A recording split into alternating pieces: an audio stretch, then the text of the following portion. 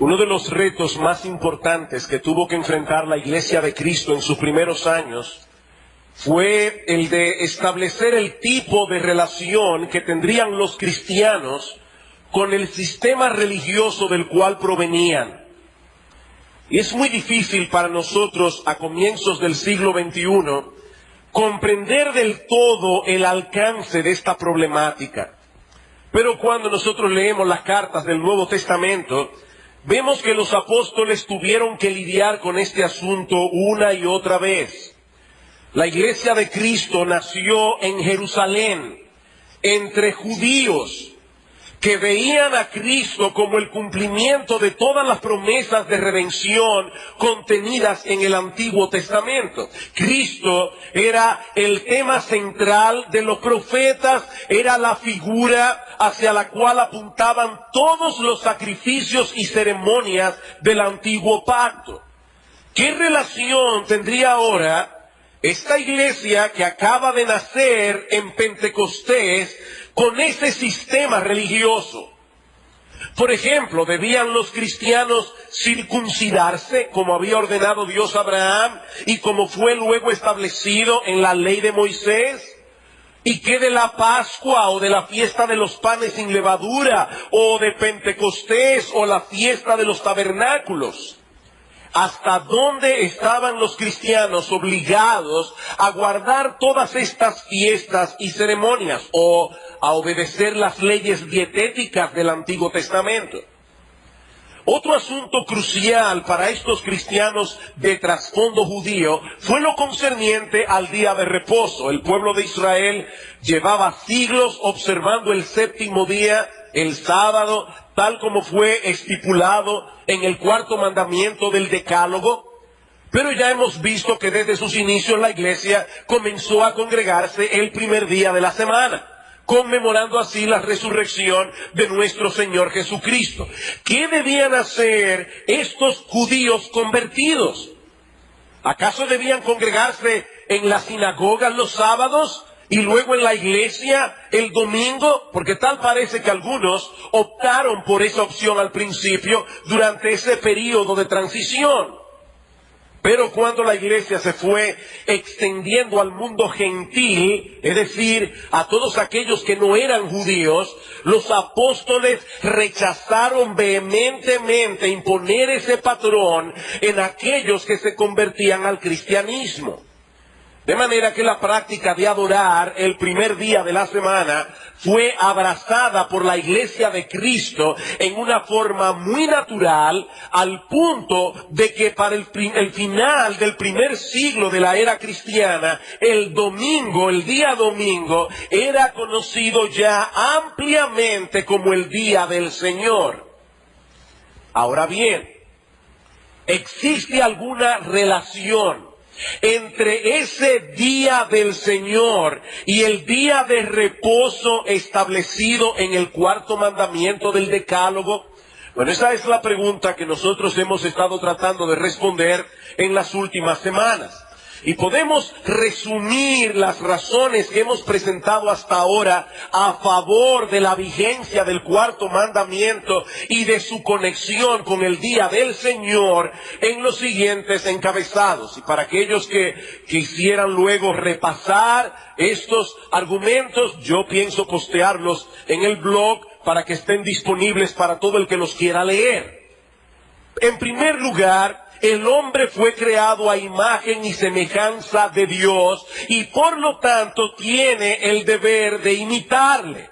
Y nuestro Dios estableció en su obra creadora un patrón de 6 días de trabajo y un día de reposo. Y ustedes recordarán cómo en Éxodo 20, en el cuarto mandamiento, el mismo Dios hace esa conexión entre su ejemplo y nuestro deber. Seguramente todos aquí han oído ese refrán de tal palo, tal astilla. Bueno, nosotros somos la astilla de Dios.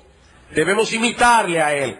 En segundo lugar, al finalizar su creación, Dios bendijo el séptimo día y lo santificó, dice en Génesis capítulo 2, versículos 1 al 3. De manera que el día de reposo no fue instituido en el Sinaí, ni fue diseñado exclusivamente para el pueblo de Israel.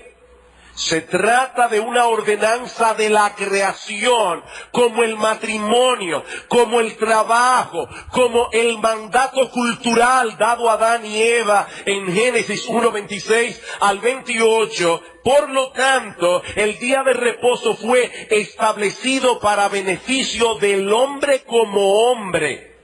Como dice el Señor en Marcos 2:27, no para el judío, para el hombre. En tercer lugar, el día de reposo suple dos necesidades básicas del hombre. Primero, la necesidad que tenemos de darle reposo a nuestros cuerpos. Segundo, la de tener comunión con Dios sin los impedimentos propios de la vida de trabajo en el resto de la semana. Por lo tanto, el día de reposo es una bendición, es un privilegio, no es una camisa de fuerza de la cual mejor sería librarse. En cuarto lugar, el día de reposo fue incluido en los 10 mandamientos, el resumen de la ley moral de Dios, moral, no ceremonial, la ley moral de Dios, escrito en 2 tablas de piedra con el mismo dedo de Dios. Esos 10 mandamientos poseen una importancia singular dentro de la ley mosaica, como hemos visto ya en un sermón anterior. Quinto, Pablo enseña en Romanos capítulo 2, versículos 14 al 15, que aún los gentiles, es decir, los paganos que no conocen la palabra de Dios, tienen la obra de esa ley moral resumida en el Decálogo, escrita en sus conciencias. Por lo tanto, esa ley moral, la cual incluye el cuarto mandamiento, sigue siendo el estándar divino para juzgar lo que es pecado y no lo que no lo es. Vayan conmigo rápidamente a la carta de Pablo a los Romanos. Y recuerdo, hermanos, evidentemente que Romanos está en el Nuevo Testamento, no en el Antiguo Testamento. Bueno, en Romanos capítulo 3, versículo 19, dice Pablo, pero sabemos que todo lo que la ley dice, lo dice a los que están, no a los que estaban, a los que están todavía bajo la ley, para que toda boca se cierre y todo el mundo quede bajo el juicio de Dios, ya que por las obras de la ley ningún ser humano será justificado delante de él, porque por medio de la ley es el conocimiento del pecado. Cristo vino a redimirnos del pecado. Lo que le da sentido a la palabra pecado es la ley moral de Dios. Romanos capítulo 4, versículo 15, pues la ley produce ira, pero donde no hay ley tampoco hay transgresión. Hermanos, esto es muy simple. ¿Hay transgresión en el día de hoy?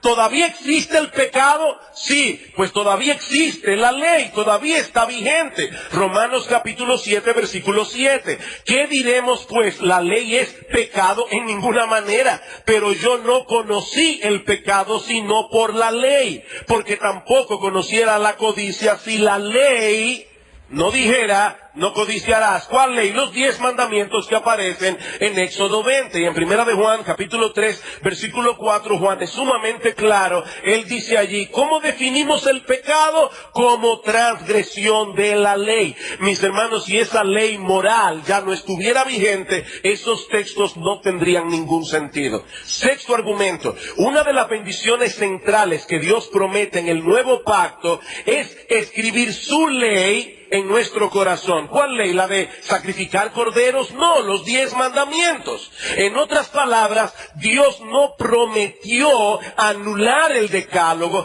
Dios prometió darnos la capacidad de apreciarlos y obedecerlos. Y mis amados hermanos, en ningún lugar del Antiguo Testamento se sugiere siquiera la posibilidad de que los 10 mandamientos se conviertan en 9. Séptimo, nuestro Señor Jesucristo dijo expresamente que Él no vino a abrogar la ley. Yo les pido por favor que vayan conmigo a Mateo capítulo 5 versículo 17.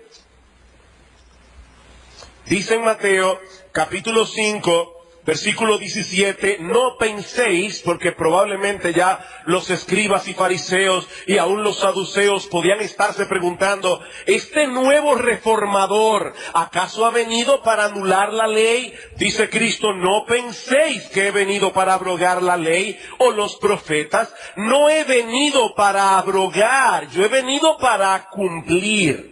Esta expresión, la ley y los profetas, señala todo el Antiguo Testamento. La ley señala los primeros 5 libros de Moisés, los profetas señalan todo el resto de las escrituras del Antiguo Testamento. De manera que el Señor está estableciendo claramente aquí que Él no vino a anular, sino a cumplir las enseñanzas del Antiguo Testamento. Ahora bien, ¿qué significa eso? Bueno, eso significa varias cosas, porque el Nuevo Testamento tiene muchas cosas distintas.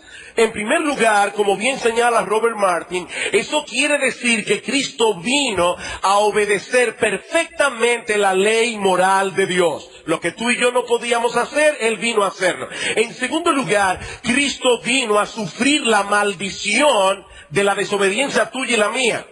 Él obedeció perfectamente la ley de Dios, pero Él también vino a recibir sobre sí la ira que tú y yo merecíamos por todas las veces que hemos desobedecido la ley de Dios. 3, Cristo vino a cumplir todos los tipos y ceremonias de la ley ceremonial. 4, Cristo vino a establecer el reino hacia el cual todas las leyes civiles del Antiguo Testamento apuntaban. Y 5, Cristo vino a cumplir todas las profecías que se hicieron en cuanto a Él.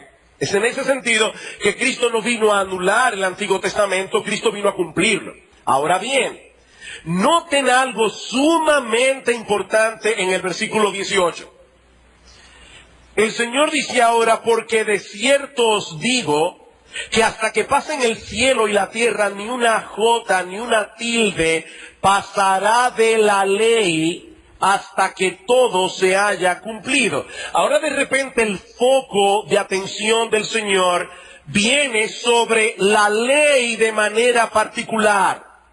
Y Cristo dice explícitamente, en un lenguaje que no deja lugar a dudas, que los súbditos de su reino debían tomar muy en serio las demandas éticas de esa ley.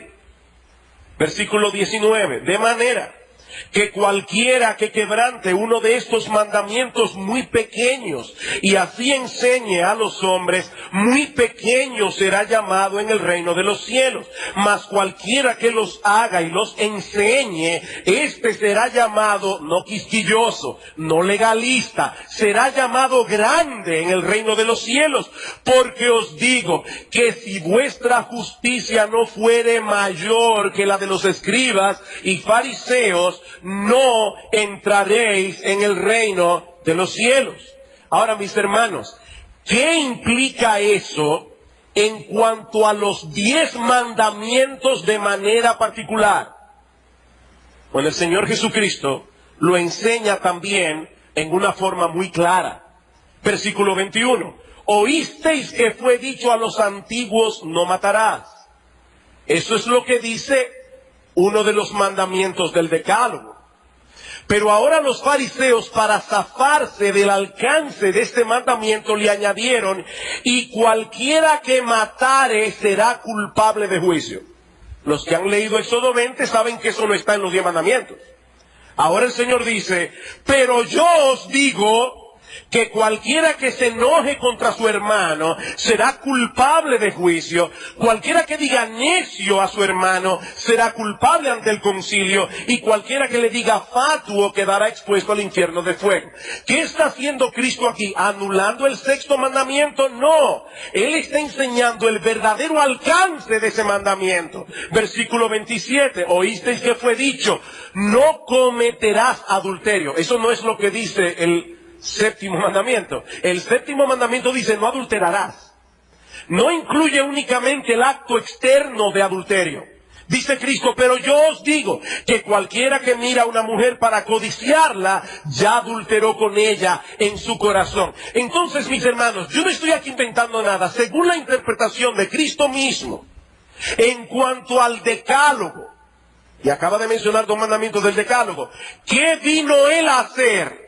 Él vino a llevar el decálogo hasta sus últimas consecuencias. Él vino a enseñarnos lo que implica obedecer cada uno de los mandamientos de Dios hasta el último grado. Alguien puede decir, pastor, pero ahí no se menciona el 4º mandamiento. No, ni el primero, ni el segundo, ni el tercero, ni el quinto, ni el 8º, ni el 9º, ni el 10º. El Señor Jesucristo simplemente acaba de tomar 2 mandamientos del decálogo como muestra.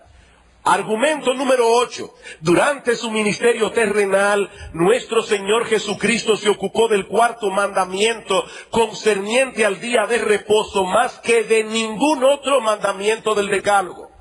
Así que en vez de anularlo, el Señor purificó esta ordenanza de todas las ataduras impuestas por los escribas y fariseos y que habían convertido el día de reposo en una carga muy difícil de sobrellevar. 9. El Nuevo Testamento enseña que los 10 mandamientos conforman una unidad inquebrantable. Dice en Santiago capítulo 2, versículos 8 al 11, que el que viola un solo mandamiento de la ley, y Santiago cita el decálogo para que no haya dudas de qué ley es que él está hablando, el que viola uno de los mandamientos del decálogo los viola todos, de manera, mis amados hermanos, que no se puede anular uno de los mandamientos del decálogo sin afectar el resto. Para que los niños aún aquí puedan entenderme, niños, si nosotros queremos explotar un globo, no tenemos que pincharlo por 10 partes a la vez. Con que se pinche por una sola parte es suficiente. La ley moral de Dios, resumida y condensada en el decálogo, es un globo. Lo pinchas por donde sea y dañas el globo, violentas el globo, afectas el globo. Argumento número 10. Pablo enseña claramente que la ley moral de Dios, resumida en los 10 mandamientos, sigue siendo la norma de vida para los creyentes del nuevo pacto. Volvamos a Romanos capítulo 7. Romanos capítulo 7. Y vuelvo y repito, dirán, pastor, usted va demasiado rápido. Recuerden, esto va a estar disponible. Es más, si tenemos que sacarle copia a estos puntos y dejarlo allí para que cualquiera lo pueda leer, lo vamos a hacer. Romanos capítulo 7. Ya vimos cómo Pablo nos muestra el hecho de que la ley moral fue lo que lo llevó a él a la conversión a Cristo. Fue entender el alcance de los 10 mandamientos lo que hizo que Pablo se viera a sí mismo como un pecador. Ahora dice en el versículo 12, de manera que la ley a la verdad es santa y el mandamiento santo, justo y bueno. Versículo 14, porque sabemos que la ley es espiritual, mas yo soy carnal, vendido al pecado. Cuando Pablo dice aquí que la ley es espiritual, quiere decirnos 2 cosas. Primero, que la ley tiene un origen divino, y en segundo lugar, que la ley no solo se ocupa de nuestro comportamiento externo, sino que también lo que nos manda tiene que ver con el corazón. Versículo 18. Y yo sé que en mí, esto es, en mi carne, no mora el bien. Porque el querer el bien está en mí, pero no el hacerlo. Porque no hago el bien que quiero, sino el mal que aborrezco, de no quiero, eso hago. Y si hago lo que no quiero, ya no lo hago yo, sino el pecado que mora en mí. Así que queriendo yo hacer el bien, hallo esta ley, que el mal está en mí. Porque según el hombre interior me deleito en la ley de Dios. Lo mismo que dice el salmista en el Salmo 119, en muchos textos, Pablo dice como un creyente del nuevo pacto, según el hombre interior, yo me deleito en la ley de Dios. Pero no solamente eso, hermanos. Si ustedes leen ese texto en su contexto, se van a dar cuenta que es precisamente refiriéndose a esa ley que Pablo define el bien y el mal. Yo quiero hacer el bien porque según el hombre interior me deleito en la ley de Dios. Es decir, en mi interior yo quiero cumplir los 10 mandamientos, porque los 10 mandamientos siguen siendo la norma de vida para el cristiano hoy. Versículo 25, gracias doy a Dios por Jesucristo, Señor nuestro. Así que yo mismo con la mente sirvo a la ley de Dios, mas con la carne a la ley del pecado. Argumento número 11. El patrón establecido por Dios para su pueblo en el Nuevo Testamento sigue la misma frecuencia de reunión que la de su pueblo en el Antiguo, una vez a la semana.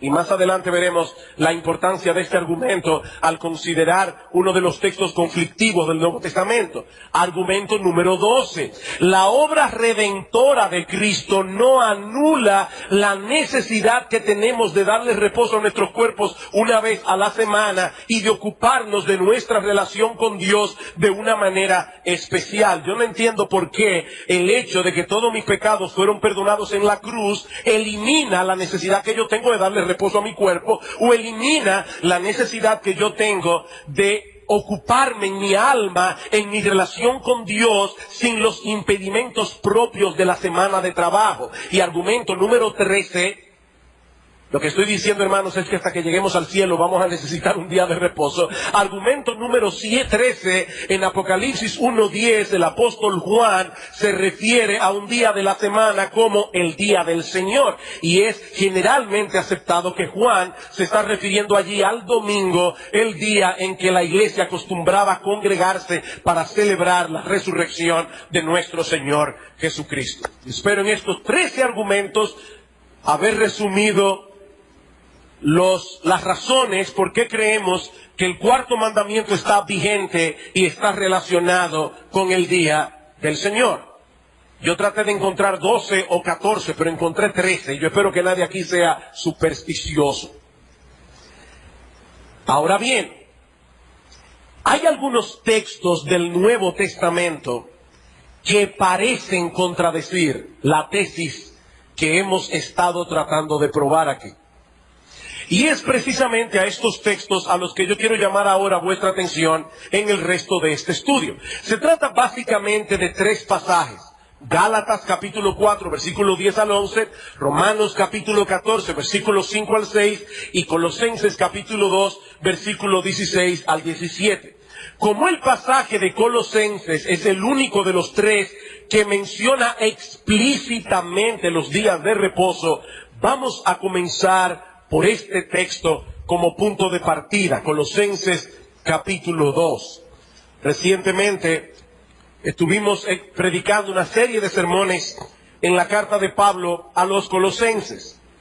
Y vimos cómo algunos falsos maestros estaban tratando de convencer a estos creyentes que la obra redentora de Cristo era insuficiente para salvar y santificar. Si estos cristianos realmente querían avanzar en su vida espiritual, decían estos maestros, ellos debían observar algunas de las leyes ceremoniales contenidas en la ley mosaica, debían abstenerse de ciertas comidas, de ciertas bebidas. Y es para combatir esta falsa doctrina que Pablo escribe esta carta en la que establece la superioridad de Cristo, no solamente para salvar, sino también para santificar. Colosenses capítulo 2, versículo 6. Pablo dice, estos hermanos, por tanto, de la manera que habéis recibido al Señor Jesucristo, andad en Él, arraigados y sobreedificados en Él y confirmados en la fe, así como habéis sido enseñados, abundando en acciones de gracias. En otras palabras, el secreto de la vida cristiana consiste en cultivar una relación cada vez más profunda con nuestro Señor Jesucristo y una comprensión cada vez más profunda de lo que Él hizo a nuestro favor en la cruz del Calvario. Por eso es que Pablo dice, andad en Él, arraigados y cimentados en Él, con acción de gracias. ¿Por qué Pablo menciona allí la gratitud? Porque, hermanos, cuando nosotros entendemos lo que nuestro precioso, bendito, glorioso Señor y Salvador Jesucristo hizo a nuestro favor, muriendo en nuestro lugar en la cruz del Calvario, eso obligatoriamente tiene que movernos a acción de gracias delante de Dios. Es en ese contexto que Pablo advierte a estos hermanos que no se dejaran llevar de aquellos que querían obligarlos a abstenerse de ciertos alimentos o a guardar ciertas ceremonias o ciertas fiestas de la ley mosaica. Colosenses 2:16. Por tanto, nadie os juzgue en comida o en bebida o en cuanto a días de fiesta, luna nueva o días de reposo, todo lo cual es sombra de lo que ha de venir, pero el cuerpo es de Cristo. Es interesantísimo ver cómo esos tres términos que Pablo usa aquí aparecen por lo menos en 6 pasajes del Antiguo Testamento. Yo no los voy a buscar por cuestión de tiempo, pero aparecen exactamente los mismos términos que Pablo usa en Colosenses. Y en esos textos del Antiguo Testamento no solamente se refiere al día de reposo que nosotros conocemos como el sábado, sino también a los sábados que los judíos debían guardar al final de cada una de esas fiestas que se mencionan allí. Luna nueva, día de reposos, conectados con esas mismas festividades. La palabra sabbat, que aparece allí en plural, no solamente señala el día que nosotros conocemos como el sábado. Esta palabra señala todos los días de reposo que los judíos debían observar en sus diversas fiestas. Cada una de esas fiestas incluidas aquí concluía con un sabbat, es decir, con un día de reposo, sin importar que ese día cayera lunes o martes o miércoles o jueves o viernes. Por ejemplo, en Levítico 23:24, dice el Señor, habla a los hijos de Israel, en el mes séptimo al primero del mes tendréis día de reposo. Hermanos, si ustedes conocen nuestro calendario, sabrán que si tu cumpleaños, el año pasado, el mismo día, tu cumpleaños el mismo día, yo supongo, un día cae lunes, al año siguiente cae martes, al año siguiente cae miércoles, o sea, los días no coinciden. Dice el Señor aquí, no Pablo, en el mes séptimo al primero del mes tendréis día de reposo. Una conmemoración al son de trompetas y una santa convocación. Ningún trabajo de siervo haréis. Y si pueden leer en sus casas Levítico 23 completo, van a ver que allí aparecen varias de las fiestas anuales, las cuales terminaban con un día de reposo. John Owen señala algo interesante en su comentario a los Hebreos. Y es que debido a la influencia de los judíos en el mundo pagano, muchos paganos solían referirse a sus días festivos, a sus fiestas solemnes como días de reposo. De manera que lo que Pablo está diciendo aquí es que los cristianos no están obligados a guardar todas esas fiestas y todos esos sabbat que los judíos observaban en el antiguo pacto. Pero una cosa es echar a un lado un conjunto de fiestas religiosas y leyes dietéticas, y otra muy diferente es ir en contra de la ley moral de Dios. Eso contradeciría Jeremías 31, la promesa del nuevo pacto, voy a poner mi ley en tu corazón, contradeciría lo que el Señor enseña en Mateo 5, contradeciría lo que Pablo enseña en Romanos, en Santiago capítulo 2. Es por eso que Pablo más adelante ataca el ascetismo que estos falsos maestros promovían, pero al mismo tiempo, interesantemente, refuerza la obligación que tienen los cristianos de conducirse de acuerdo a las leyes morales de Dios. Colosenses capítulo 2, versículo 20. Si habéis muerto con Cristo en cuanto a los rudimentos del mundo, ¿por qué, como si vivieseis en el mundo, os sometéis a preceptos tales como no manejes, ni gustes, ni aun toques, en conformidad a mandamientos y a doctrinas de hombres, cosas que todas se destruyen con el uso? Pero ahora noten el capítulo 3, versículo 5. Haced morir pues lo terrenal en vosotros: fornicación, impurezas, pasiones desordenadas, malos deseos y avaricia, que es idolatría. En otras palabras, Pablo está diciendo aquí: digan no a todas esas imposiciones ascéticas que estos individuos quieren imponerles, pero también digan no a todos los impulsos pecaminosos del corazón que son contrarios a la ley moral de Dios. Ambas cosas se encuentran en la misma carta. Yo creo que esto va a verse más claro todavía cuando veamos ahora Romanos capítulo 14. Romanos 14. Debo decir que la problemática de Romanos 14 es muy diferente a la de Colosenses 2. El problema de Colosenses 2 era el legalismo. El problema de Romanos 14 es el buen uso de la libertad cristiana. Dice en Romanos 14, versículos 1 al 6. Recibid al débil en la fe, pero no para contender sobre opiniones, porque uno cree que se ha de comer de todo, otro que es débil come legumbres. El que come no menosprecia al que no come, y el que no come no juzgue al que come, porque Dios le ha recibido. ¿Tú quién eres que juzgas al criado ajeno? Para su propio Señor está en pie o cae, pero estará firme, porque poderoso es el Señor para hacerlo estar firme.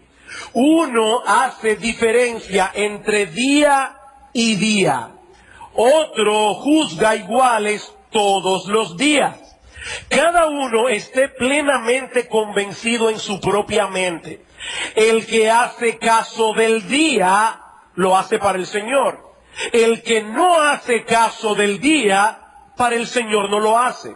El que come, para el Señor come, porque da gracias a Dios. Y el que no come, para el Señor no come y da gracias a Dios. ¿Qué es un débil en la fe? Bueno, un débil en la fe no es un creyente con una fe débil. Debo aclarar eso de entrada. Un débil en la fe no es un creyente con una fe débil.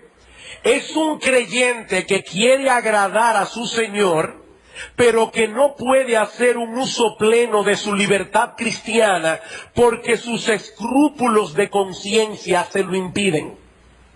Muchos de estos cristianos, como veíamos en la introducción, eran de trasfondo judío y por lo tanto se sentían atados aún a algunas de las leyes dietéticas y ceremoniales contenidas en el Antiguo Testamento.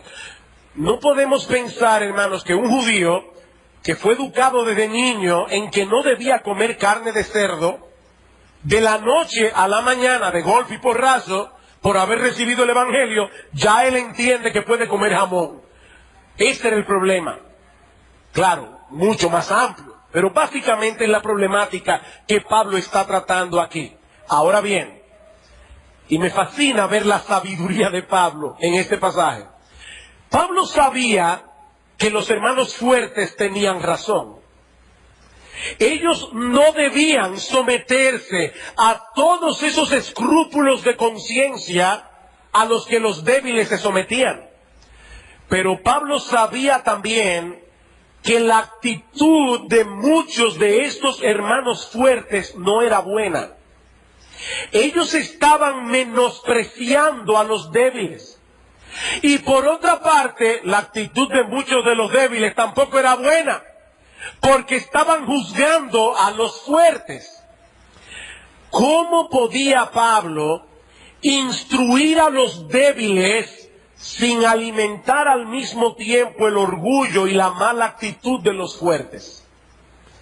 en vez de decir directamente que los fuertes tenían razón, Pablo más bien lo da por sentado al decir que es el débil el que come legumbres. Y nosotros podemos presuponer que también es el débil el que hace diferencia entre días de la semana. Pero al mismo tiempo, Pablo es sensible al hecho de que la iglesia estaba en un momento de transición y que muchos de estos creyentes no habían alcanzado aún un entendimiento pleno de la libertad cristiana. Al principio, la iglesia tuvo que ser tolerante con estos hermanos judíos. Pero mis hermanos, noten una vez más que se trata de cosas ceremoniales, no morales. Nosotros no tenemos libertad en lo que respecta a la ley moral de Dios. Está hablando aquí de leyes dietéticas, está hablando de festividades religiosas. Y voy a probarlo citando dos textos en el contexto. Romanos capítulo 14, versículo 20. No destruyas la obra de Dios, le dice Pablo al fuerte, por causa de la comida. Todas las cosas a la verdad son limpias, pero es malo que el hombre haga tropezar a otros con lo que come. Bueno es no comer carne, ni beber vino, ni nada en lo que tu hermano tropiece o se ofenda o se debilite. Pablo está tratando aquí con cosas neutrales. Pero todo lo que tiene que ver con la ley moral de Dios ya no es neutral. Pablo no puede estarse refiriendo a la ley moral de Dios por la sencilla razón de que 5 versículos antes de comenzar Romanos 14, y recuerden que la Biblia no vino dividida en capítulos ni en versículos, eso se hizo después para nuestra comodidad, pero unos pocos versículos antes de comenzar esta discusión en Romanos 14, Pablo reafianza la ley moral de Dios. Romanos capítulo 13, versículo 8.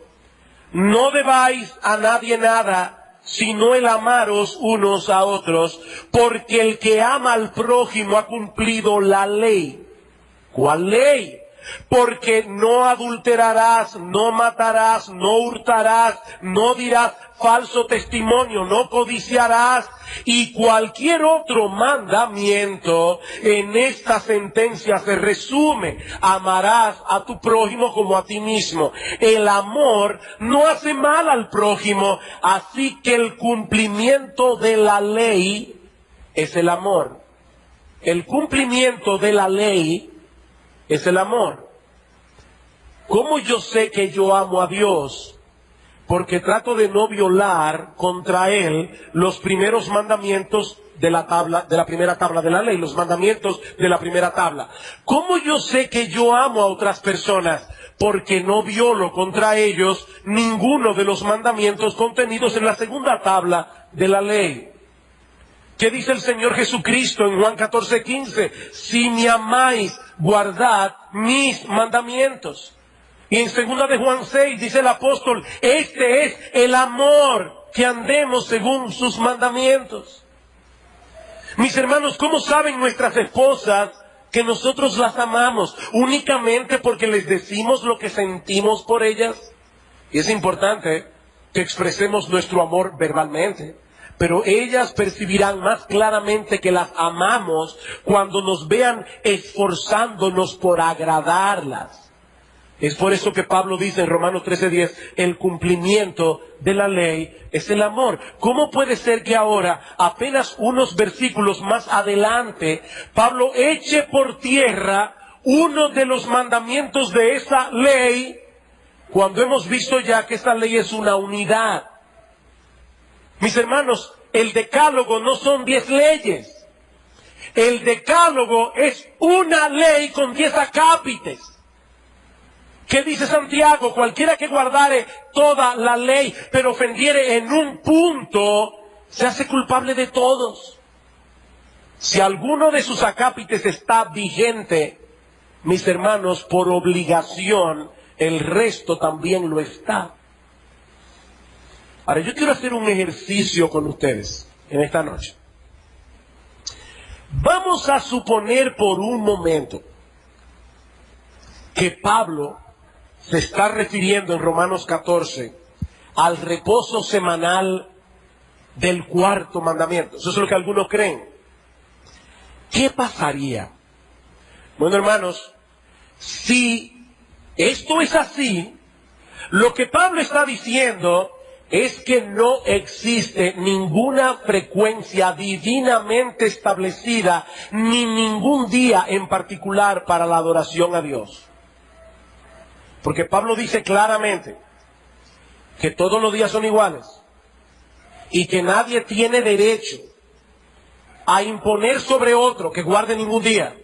Si él se está refiriendo al cuarto mandamiento, si Pablo está anulando aquí uno de los mandamientos del decálogo, lo que estoy diciendo, mis hermanos, es que entonces no existe razón alguna para que nos reunamos como iglesia una vez a la semana, si el patrón establecido en el cuarto mandamiento no estuviera vigente. Tampoco existe ninguna razón para que sea el domingo. Si Romanos 14 se refiere al día semanal ordenado en el cuarto mandamiento, mis hermanos, no hay forma de establecer ni el día ni la frecuencia, porque Pablo dice aquí que nadie debe imponer sobre otro guardar ningún día.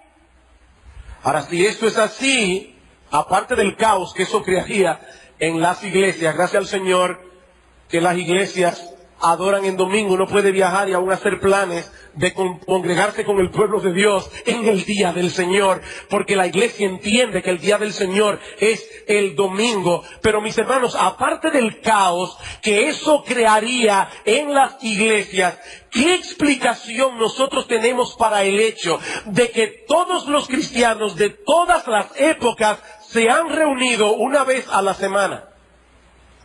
Y en la generalidad de los casos, el domingo. Si no existe ningún día especial y todos son iguales, ¿por qué Juan el apóstol, inspirado por el Espíritu Santo, se refirió a un día de la semana como el día del Señor? Y en un mensaje anterior vimos cómo la iglesia cristiana del primer siglo entendía perfectamente esta fraseología. Juan no tuvo ni que explicarlo. Él envió una carta a 7 iglesias en Asia Menor y dijo: yo estaba en el Espíritu en el día del Señor. Todos entendieron perfectamente de qué se trataba. En un documento llamado la Didaqué, que según los expertos fue escrito para la misma época en que Juan escribió el Apocalipsis, un autor contemporáneo al apóstol Juan, él escribe: y en el día del Señor, su día especial, congregaos y partid el pan y dad gracias, confesando primero vuestras transgresiones para que vuestro sacrificio sea puro. E Ignacio de Antioquía, discípulo del apóstol Juan, escribió unos 10 años después del Apocalipsis: no debemos sabatizarnos más, sino que debemos guardar el día del Señor.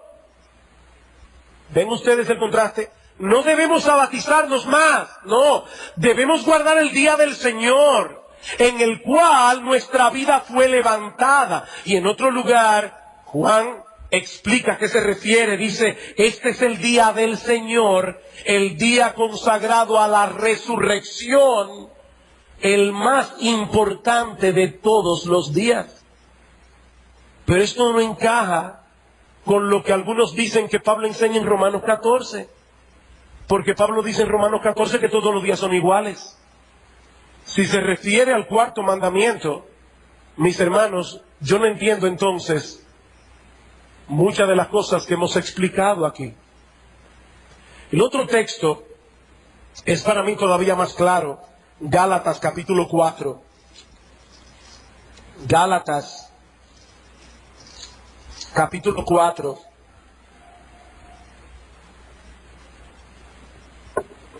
Versículo 10. Pablo le dice a estos Gálatas: guardáis los días, los meses, los tiempos y los años. Me temo de vosotros que haya trabajado en vano con vosotros. ¿Cuál era la problemática de Gálatas? Otra problemática diferente a la de Romanos 14. estos Gálatas estaban recibiendo la enseñanza de que ellos debían cumplir la ley de Dios y todas estas leyes ceremoniales con respecto no solamente a días, sino a meses y años, como el año de del jubileo. Ellos debían guardar todo eso si querían ser justificados por Dios. Así que el problema aquí ya no es la libertad cristiana. El problema aquí es el evangelio de la justificación por la fe sola.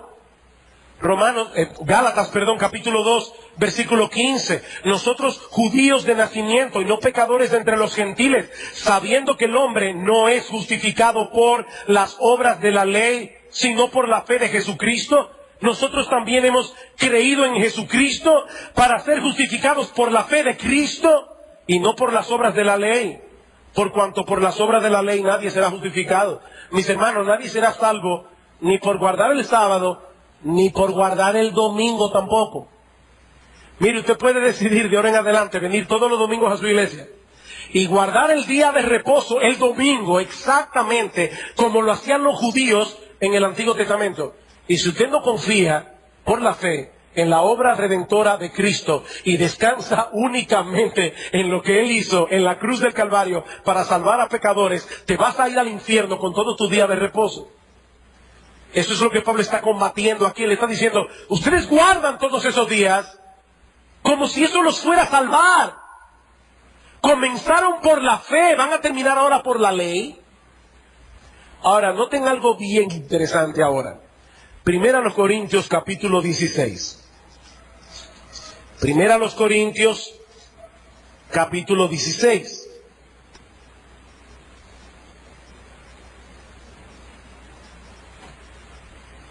Versículo 1 y 2. En cuanto a la ofrenda para los santos, haced vosotros también de la manera que ordené. ¿A dónde? En las iglesias de Galacia.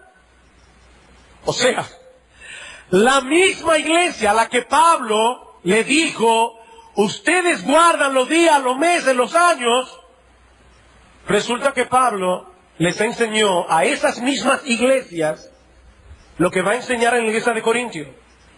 Cada primer día de la semana, cada uno de vosotros ponga aparte algo según haya prosperado, guardándolo para que cuando yo llegue no se recojan entonces ofrendas.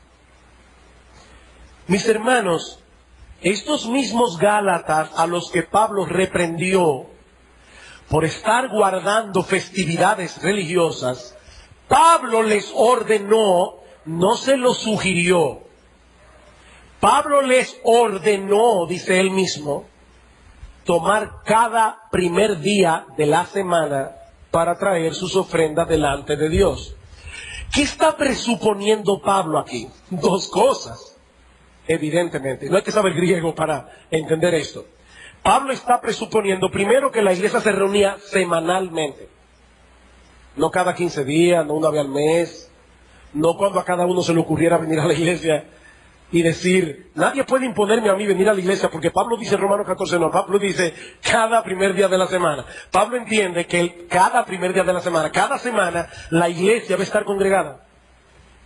Y en segundo lugar, Pablo entiende que este día era el domingo, no el lunes, no el martes, no el miércoles, el sábado, el domingo. Porque no todos los días son iguales en ese sentido. En ese sentido. Queridos hermanos, lo que estoy diciendo es que el patrón que Dios estableció en el paraíso es el mismo que estableció en el Decálogo, es el mismo que estableció en el Nuevo Pacto. Un día de cada 7 debemos dar descanso a nuestros cuerpos y debemos cultivar en público y en privado nuestra comunión con Dios, sin los impedimentos propios de la semana de trabajo. Mis hermanos, los cristianos somos libres en Cristo. Somos libres en Cristo. Eso no significa que nosotros ahora podemos darnos el lujo de seleccionar cuáles mandamientos obedecer y cuáles no. No. Nosotros fuimos libertados del pecado. ¿Saben para qué? Para que ahora podamos libre y gozosamente andar en los caminos de la voluntad revelada de Dios en su palabra. Es por eso que la vida cristiana debe ser una vida de gozo y paz. Porque el cristiano es un hombre libre. Dice el Señor en Juan 10:10, yo he venido para que tengan vida y para que la tengan en abundancia. Ya nosotros no tenemos por qué obedecer los impulsos pecaminosos de nuestro corazón.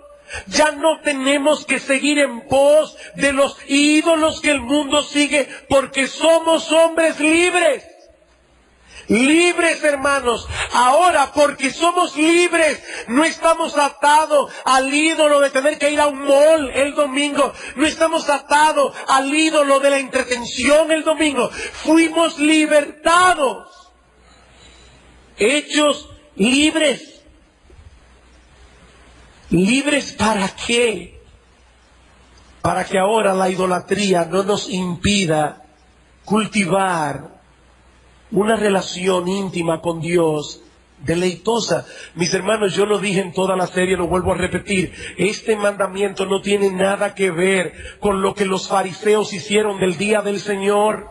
Y yo vuelvo a repetir otra vez lo que dije en un sermón anterior. Nosotros no podemos pretender que haya uniformidad en la manera en que en asuntos neutrales cada cual aquí decida cómo va a cultivar esa relación con el Señor. Tal vez para ti salir a caminar en el día del Señor en la tarde o irte a montar bicicleta puede ser una tremenda ayuda para que vengas con tu mente despejada para poder adorar a Dios. O tal vez jugar con tus hijos en un parque en ese día. Aquí no estamos trayendo una camisa de fuerza a la iglesia. Cada cual tiene una relación con Dios particular y la va a cultivar de una manera particular, conforme al temperamento como Dios te hizo a ti. Pero somos libres. Somos libres para tomar un día de cada 7, para procurar aquellas cosas que en verdad satisfacen nuestras almas, cosas que en verdad tienen valor eterno.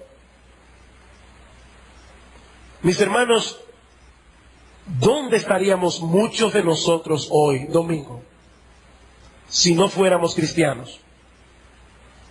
¿Dónde estaríamos? ¿Dónde estaríamos si todavía estuviéramos esclavizados a nuestras pasiones, a nuestros ídolos? Bueno, seguramente estaríamos en el lugar equivocado.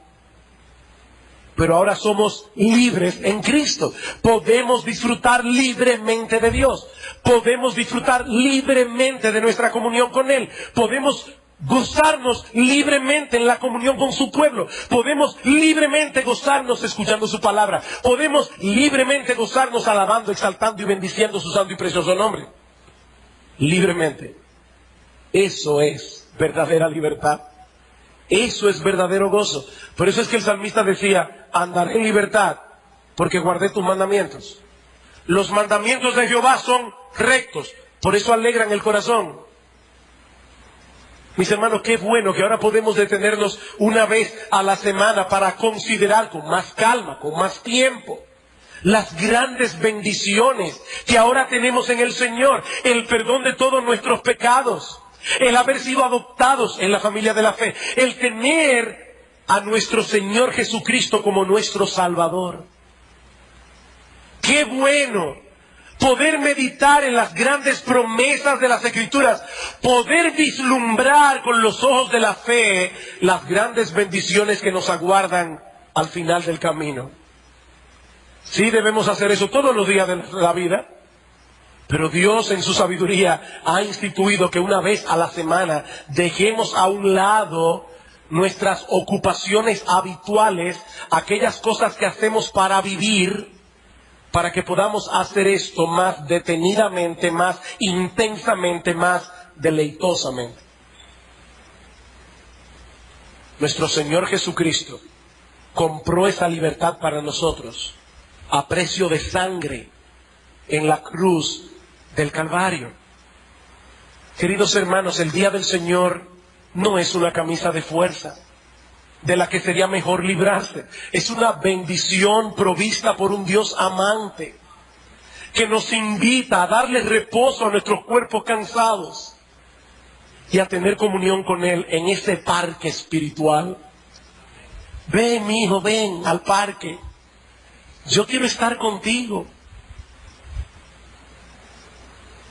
Que el Señor nos conceda como individuos y como iglesia desarrollar una relación cada vez más profunda y más deleitosa con el Señor. ¿Y saben qué? ¿Cuál es mi deseo como pastor? Que eso sea cada vez más evidente en esta fiesta de adoración que celebramos cada semana y en la forma como hacemos uso de ese tiempo en privado para incrementar nuestra deliciosa comunión con nuestro precioso Señor y Salvador. Vamos a orar. Padre, gracias te damos una vez más por habernos dado la oportunidad de estudiar estas cosas. Señor, conforme a la luz que tú nos has dado en tu palabra, conforme a esa luz hemos hablado. Y ahora te pedimos nuevamente, Señor, lo que te pedimos al principio.